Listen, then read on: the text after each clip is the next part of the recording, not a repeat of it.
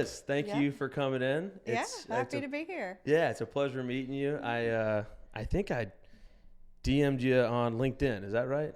I have no idea, actually. I think that's right. That's how connections work in this town. It's like it could be through somebody or it could be cold. I don't know. Yeah, that's exactly right. And, well, either way, I appreciate you answering. Of course. Because we just, like we were talking about off camera, we like to have these conversations about the real estate industry. There's a lot of changes going on in the real estate industry, as you know, so we can get into that. But, you know, a lot of content that we like to create from this is homeowner tips, what new homeowners should expect. So we can get into all that stuff. But first, I want to get into some of your background. So where are you from? How'd you get into real estate? Just kind of just walk us through that. Yeah, so I'm a born and raised Nashville unicorn. Wow, that is insane. So I've been here a long time, and I got into real estate, actually got into commercial real estate. I'm Tennessee's only licensed architect and broker. Oh, cool. And so when I was freshly out of architecture school, I wanted to do more in the real estate development arena, and turns out you need to be in commercial real estate to get some experience in that realm. So I got into real estate and loved it. Bought my first investment property in East Nashville. It's now a bar called Rosemary Bar. Yeah. When did you buy that? I was 21, fresh out of college. Heck yeah. And had worked and scholarships through college to save up for it. Nice. And so we had a lot of fun there. How long did you keep it? About 5 years. Okay, cool. And I got it rezoned, so we knew when we were purchasing it that it would likely be a transitioning area, and there was a lot of commercial around. So I got it rezoned, and then we sold it, and then we moved over on second. Nice. Rezoned it, and have made money in our different investments, but been doing this for over a decade. It doesn't feel like that long, but I tell people basically if it touches your property, we probably have a handle on it, because we offer, you know, the brokerage and the real estate services, but also the architecture, yeah, so you're like beginning to development, and even interiors.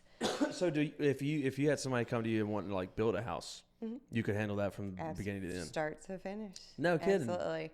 I'm creating a course this year on how to build your dream home and all of the little decisions, because building is death by a million decisions. I can't even imagine, and I've been in the home services industry, you know, with our previous company and with MyHome, the name of our company, and I think I know kind of my way around that. But I think building a house, if I go, all right, let's build a house, I wouldn't know where to start.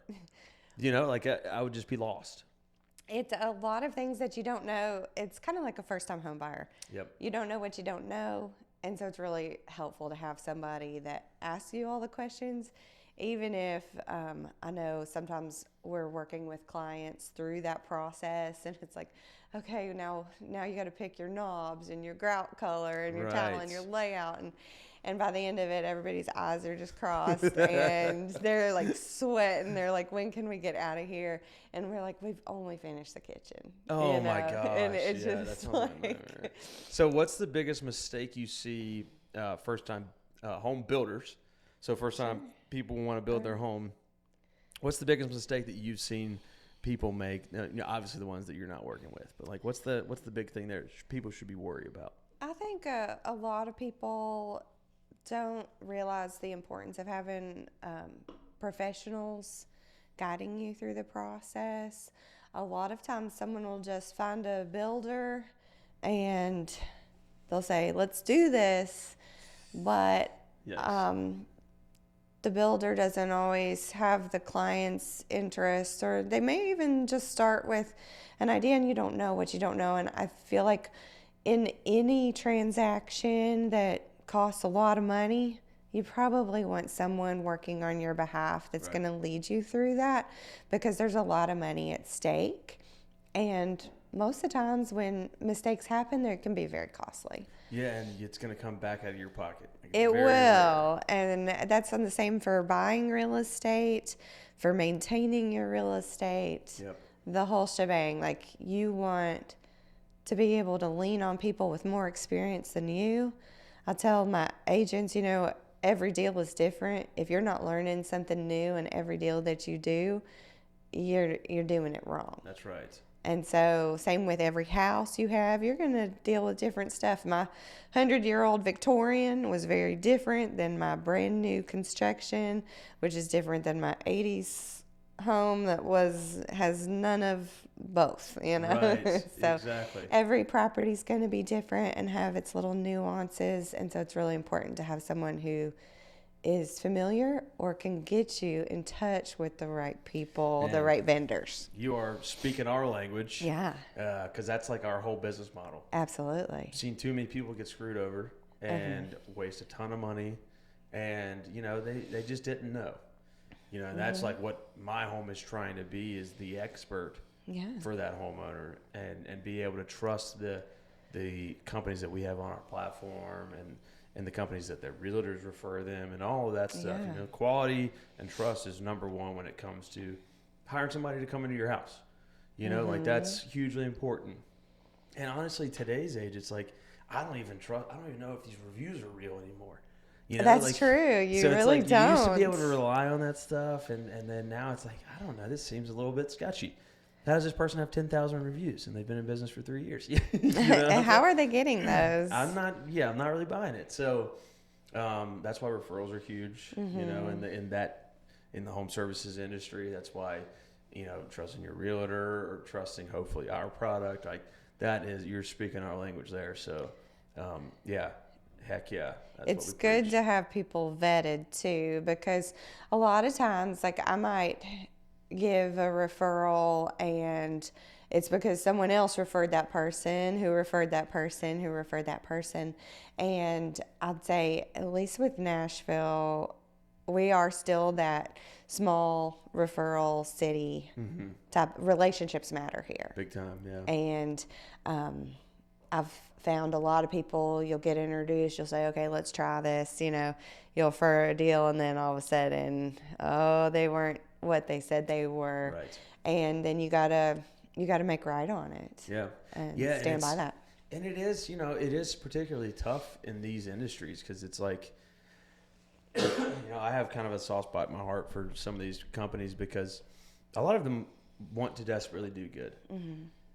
When you're dealing with people's homes, everybody has a different expectation of how they want you to interact with them. And as a business, it's really tough to create systems that make everyone happy.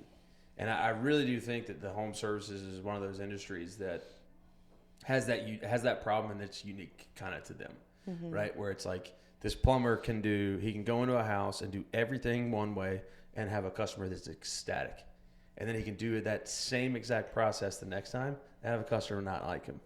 That's because they have just different expectations of quality, of what they want, and maybe they didn't wear booties and that pissed somebody off, and the other person doesn't care, so it's like, it is difficult. I'm not saying it's impossible, but dealing with homeowners in their homes is very, very difficult, as you know. Yes. Selling homes, I'm sure, has the same kind of struggles. Everybody's different, and like you said, they have different expectations.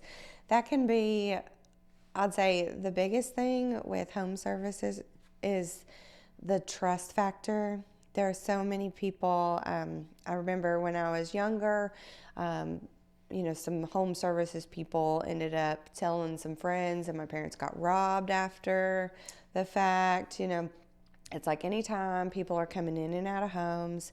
I had one client, the cleaners stole some of the stuff that was supposed to be left at the home, left a terrible taste in the buyer's mouth, because it wasn't their cleaners, but it left them feeling like, well, the sellers had this home open to who knows who, right? And they could come back, and just really, there's so much risk for valuables, personal information. Yep. Trust can be broken, And a lot of times it's not a really premium type of service or price point, and you never know what people will do if they need a little extra money. There's so much good in that. The first one that comes to my mind is the price point thing, where it's like that's another challenge for these home service companies is a lot of times it's a race to the bottom, Absolutely. which is the worst case scenario for everyone involved. It's worst case scenario for the homeowner, and it's worst case scenario for the business. The business is going to find a profit. But in order to find a profit when you're a race to the bottom, you have to start doing a bad job. You have to cut corners, right? So that's where the homeowner gets hurt, right? So the lowest price is hardly ever the right choice as a homeowner.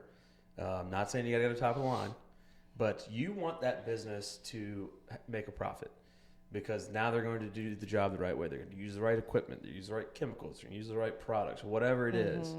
Whereas if they're hurting to make any money on it, they're going to skip some of that stuff and the quality is going to show, you know? So like that's a big thing for the home service companies. To your point earlier about the vetting process for home service companies, what I've found is homeowners kind of don't know what they should be vetting for. Obviously they know like good reviews is, you know, is the consumer facing thing, but the other things like if you're hiring a handyman to do work that he's not qualified to do, how do I know? You know, how do I know what license that guy's supposed to have? Like in Tennessee, I'm sure you know this, but as a home improvement license covers you up to $25,000 as like an invoice, but you also can't sub any of it out because you're not a general contractor, right? Unless you have a general contractor license. Yeah. So if you're hiring someone to do work on your home and is under $25,000 and they're all doing it with W-2 employees, then they can have a home improvement license. Yeah.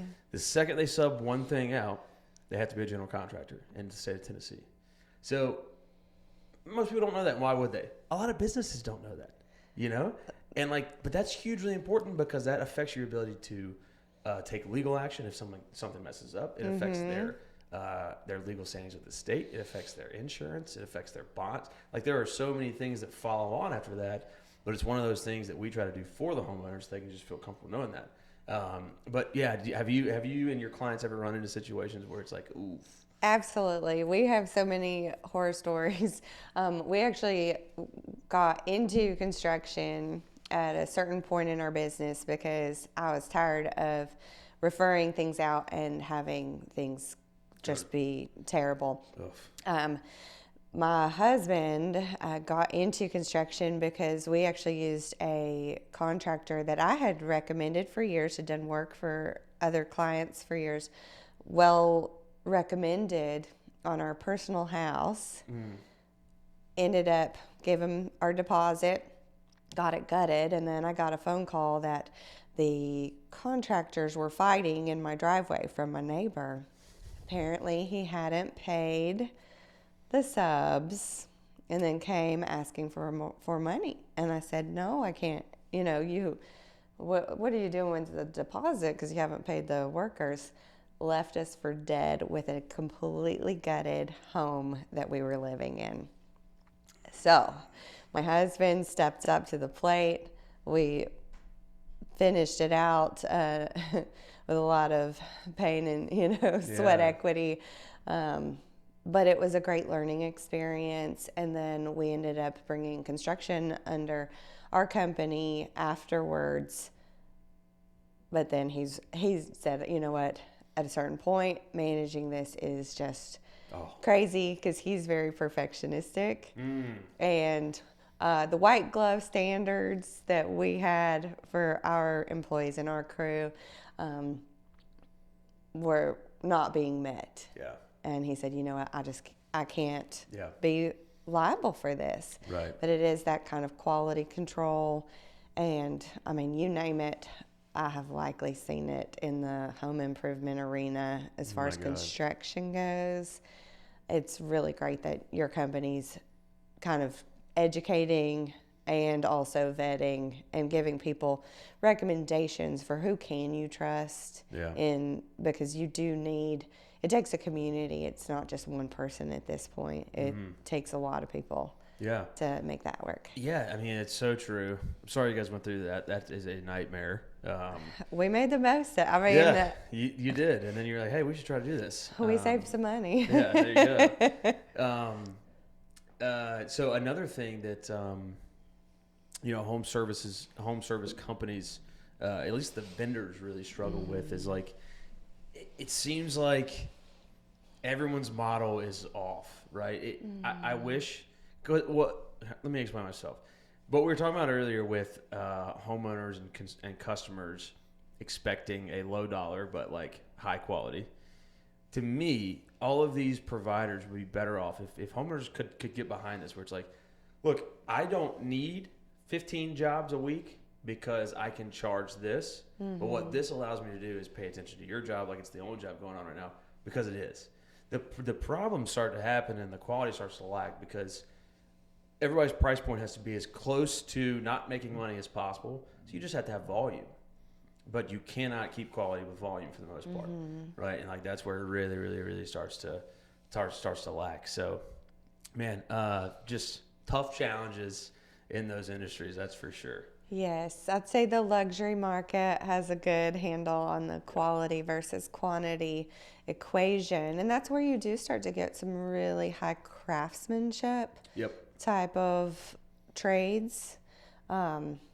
But then everything underneath, I cannot tell you how many conversations I have with clients, whether they're buying or selling or remodeling or building, is the sticker shock. Because everybody thinks, why does it cost so much? And it's like, well, this isn't a $25 an hour type of situation. Right. Like, and you got to pay their company, and they, it's like, this is $100 an hour. And this is, it's instantly, you got to kind of expect, if you're going to be maintaining your home, to budget in that home maintenance, because it's going to bite you. That's 100% correct. They say, we've done a lot of research on this. Financial planners and historic data shows that the recommended amount to plan when you're talking about budgeting to just maintain your home is anywhere from 1% to 4% of the home's value annually. So, you can do the math. Let's just say, for numbers' sake, $100,000 home. Yeah. 1% to 4% of that is spent annually just to maintain it, just to keep it up. Right. That doesn't include when your HVAC goes out and when all the big ticket items go out at the same time. Right, which they always do. Generally right after you buy it. Yep. Everything just falls apart. Yep. As soon as you've just finished your new deck and you've spent all your savings, that's when everything's gonna just go to hell in a handbasket. Yeah. That's another thing we're solving with our product is like the Carfax for your home. Yeah. Because of that exact problem, right? So many times we've talked to our customers and they're buying a home and nothing shows up on the home inspection report. And then a month later, their water heater goes out or their HVAC system goes out or whatever it is. With our product, what we're trying to aim for in the future is basically you can see the longevity and the historical maintenance of of those major systems that cost you tens and thousands of dollars. So the crawl space, the foundation, the roof, the HVAC, the water heater, things like that. Yeah. And then that way, you can also predict and plan out how much that's going to cost, right? So barring anything crazy, I know my HVAC system is good until 2035, and then I can expect to spend around $12,000 to $15,000. And then it can send me updates on, hey, change your filters, do this to extend the life, all that stuff designed specifically for that home's maintenance.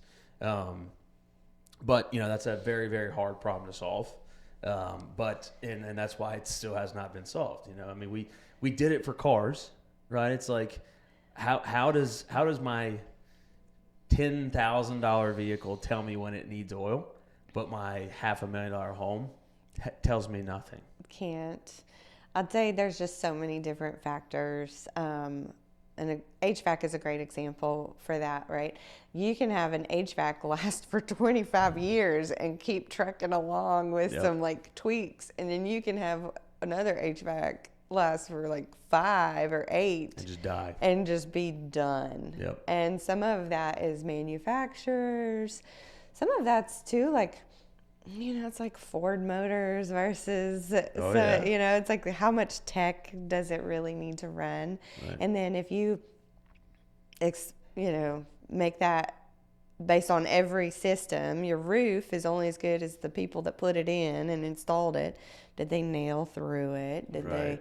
Did they do it per spec? Does it really have the 10, 20, 50-year warranty that the shingles say they have? Or did that get compromised in the installation? That's a good point too, is a lot of it's the craftsmanship side of the house. Because everybody's racing to the bottom on price. You don't get the craftsmanship if people... Because you don't have the time. You don't have the time to train and to check and to make sure things are quality control if you're just rushing through and getting to the next job because you got to keep people paid. Yeah, because you got to do 2 roofs today in order to make any money to pay all the people that are working on it. Right. It's a tough industry. Yeah, for sure. It is. And that's unfortunate because that leads to lower wages for the people who are doing the hard work, and like that's... And that's brutal on them. Some of our previous employees on the construction side, when you aren't making that money after we shut down the construction and are barely scraping by, or you have accidents or you need pain meds. And so construction industry is also has a lot of addiction issues because it's a hard, low paying, grueling industry, physically demanding, and all it takes is one incident for the domino pieces to fall. Yep, 100%. So the real estate industry. Yeah. What changes have you seen in the past year or two that homeowners, home buyers, other agents should be aware of, and where do you see the industry going? So I think as far as everybody's kind of been feeling it, over the last year, the market's been nervous. There's been a lot of pent up, nervous energy, especially leading into an election year. A lot of people kind of pause making major decisions until the new policies come out.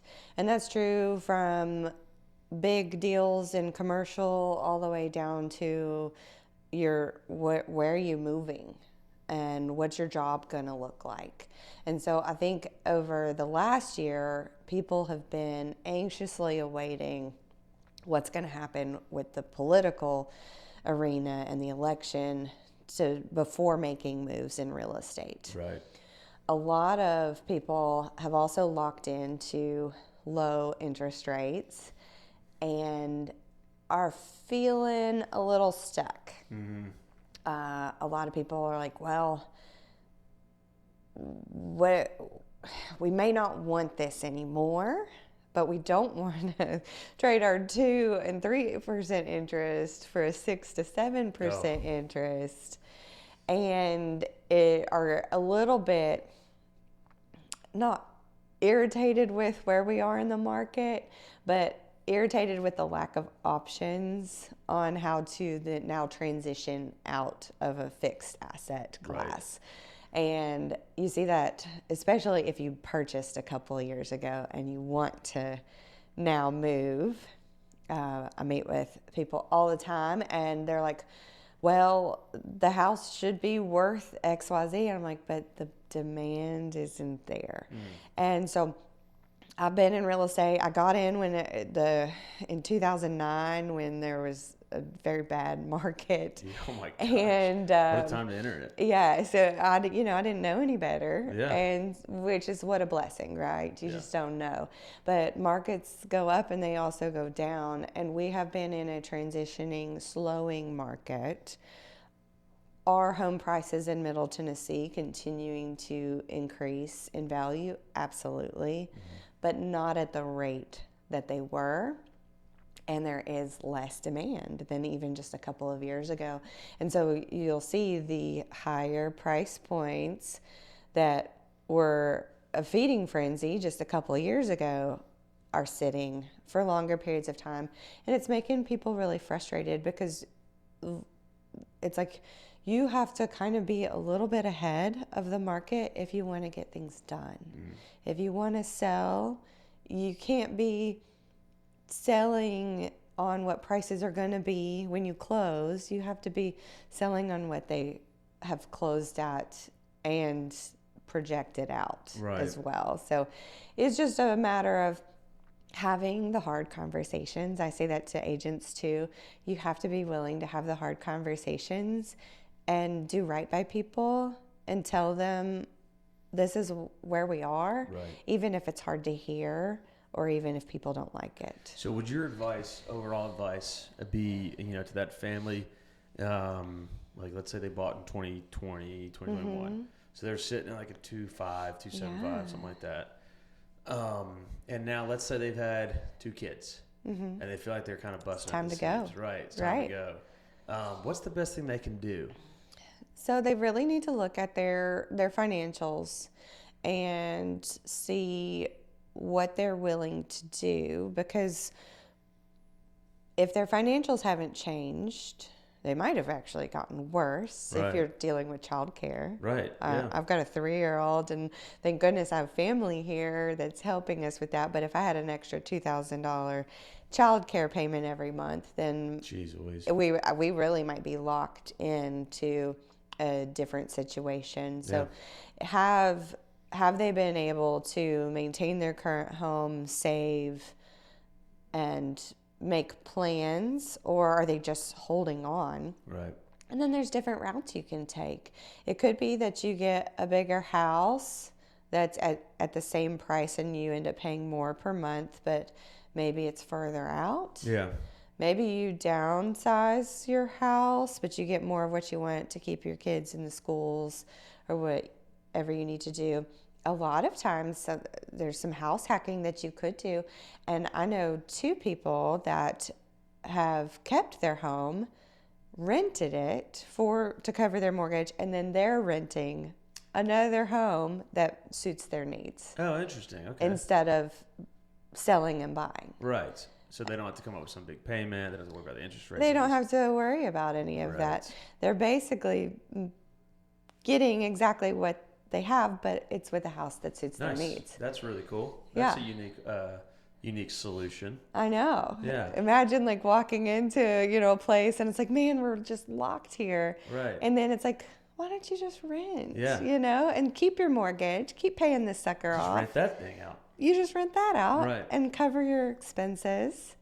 And it's all a wash, but you still get what you need to do. Right. So I know sometimes realtors are always like, buy, sell, but there are other solutions if you think outside of the box. Well, that's really good to hear, and I think that's important for people to know is like, if your realtor is not presenting solutions like that, they might not have your best interest in mind. So kudos to you. That's awesome. I know. It's burned me a couple of times. I've definitely lost some deals.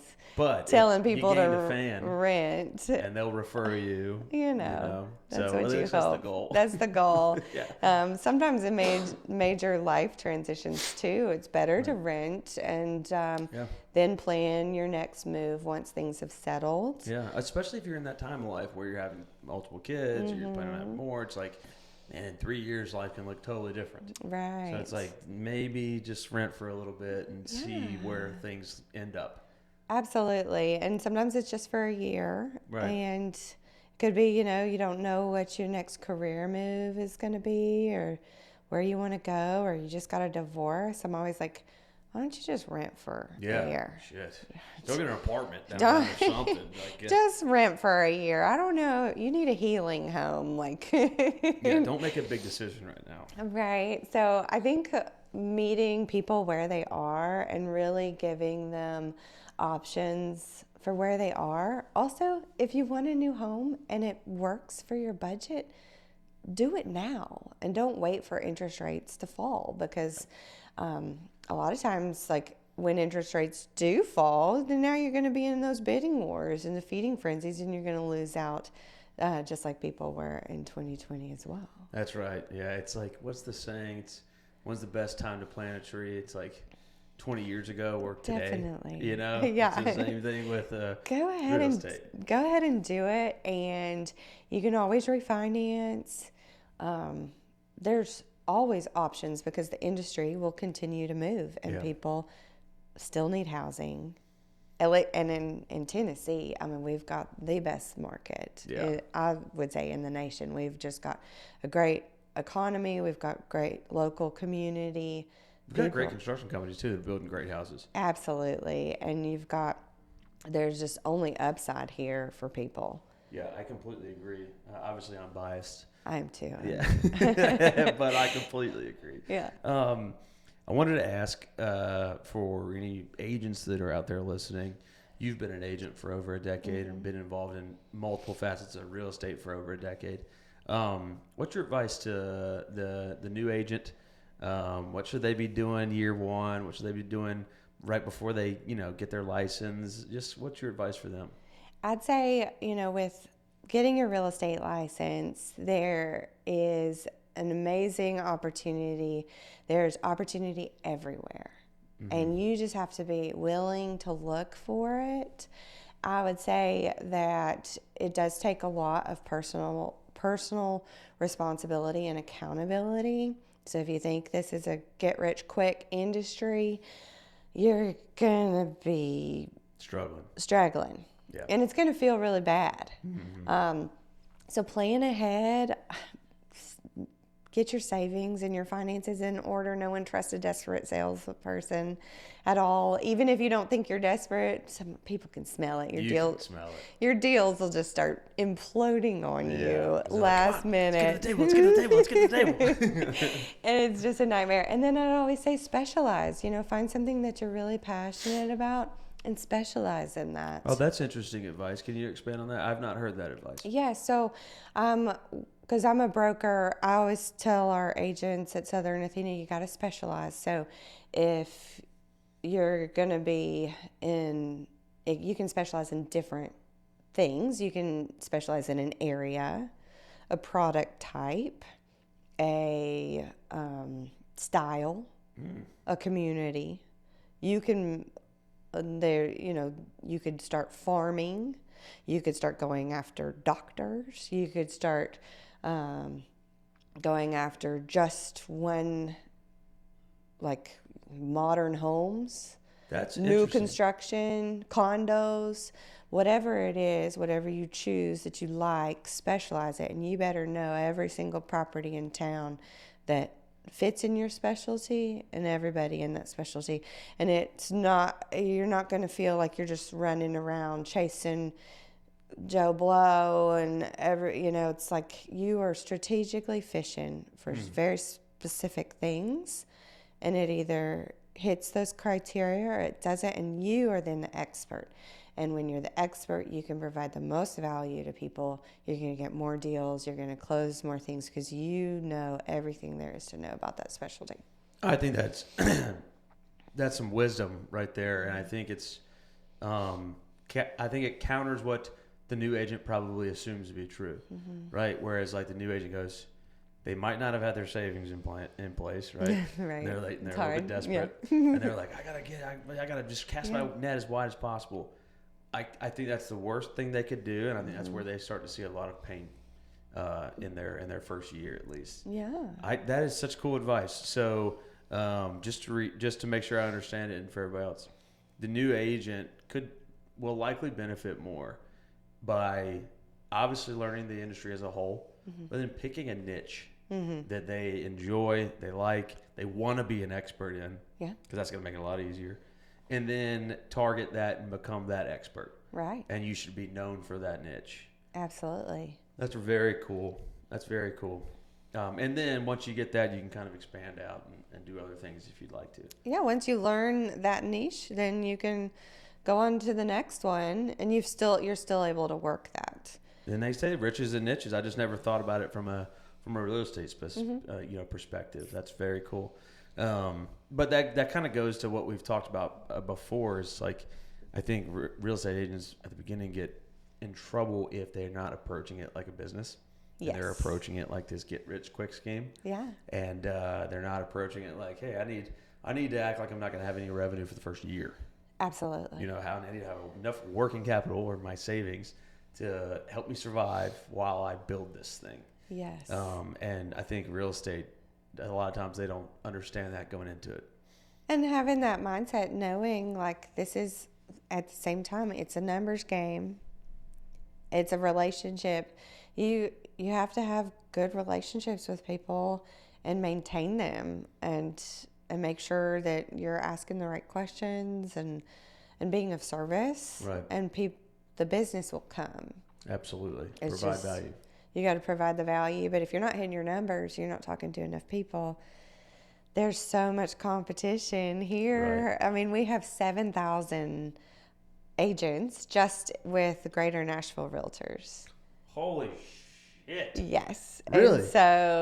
And the average agent only does 3 transactions a year. Is the average agent part-time or is that full-time, you think? I think that is a It's blend. full-time. Yeah. I think that people think that it's easy. Yes. And just because you know somebody does, I said, everybody knows a real estate agent. Right. I mean, I'm in real estate. So of course I'm like, yeah, I can name a million, but Right. Everybody and their mom knows another agent. Right. And so when you're new, how do you distinguish yourself from people with more experience, better systems, better, you gotta specialize. Right. And say, no, I know everything about this. Yeah. No matter how long you've been in the industry for 10 years, great. I am an expert. I'm an expert in this. That's Get so after cool. it. Yeah, I think that's such good advice. People coming into it. I also think that like the agents that started in like 2020, 2021 had a very skewed view on how hard or easy real estate was. It's not difficult to sell a house when people are buying it sight unseen, $100,000 over, cash, no inspection, no period. Here's the money, take it. I'm coming from California, moving to Nashville, which is what we saw happen. Mm-hmm. I've talked to a lot of realtors that started that year, and they were like, oh, "This is amazing. Yeah. I've hit the jackpot." And then their second year was like a rude awakening. Yes. So they had a totally different experience. Whereas like the first year they're like killing it because of the market was unlike anything anybody had ever seen.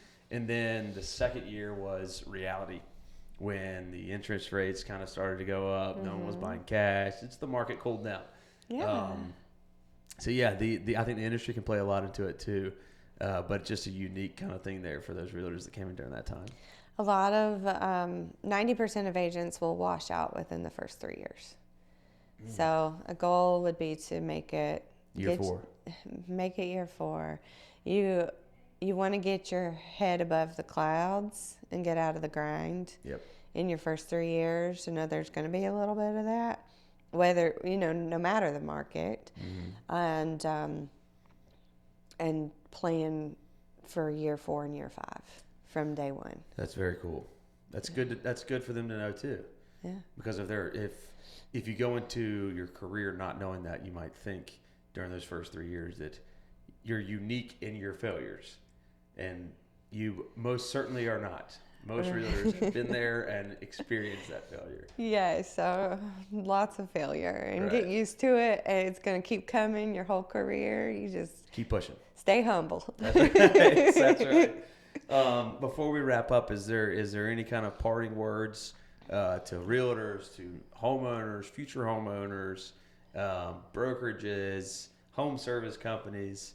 Anything that in your decade of experience that kind of stands out as like, do this if you're a new homeowner, or do this if you're a home service company, or if you just want to give a shout out to your company, whatever you want to do. Sure, I'll give a shout out to my company, Southern Athena, and we're building a beautiful South. We do real estate brokerage in both residential and commercial, and architecture and interior design. So we can help you with your home dreams, and we'll shoot you straight, obviously, with our advice. I would say for anybody that did lock in at the lower interest rates, stop paying your mortgage off early. I know everybody's all about pay your mortgage off early. Stop it. You can make more money investing that money in the market than paying off a 2 or 3% interest rate. And people are like, oh, I want to pay off my home, because a lot of our clients are investors, and they're looking at them and said the math doesn't make sense. So if you have a low interest rate, bare minimum, keep it. Hold on to that, because you can make more money somewhere else in the market. That's great advice. Take the money that you're about to spend on paying that off. Go invest it. Go invest it. Even if you Go invest, buy another rental property. Exactly. Invest it even in real estate, and you're still making more on the appreciation and value than you're paying in interest on your low interest loan. So I'd say that. And then for new agents, stay the course. It goes up and goes down, but there's opportunity everywhere. You can make all of your dreams come true with real estate. If you love it, the money will follow, and don't give up. Don't give up. Amen.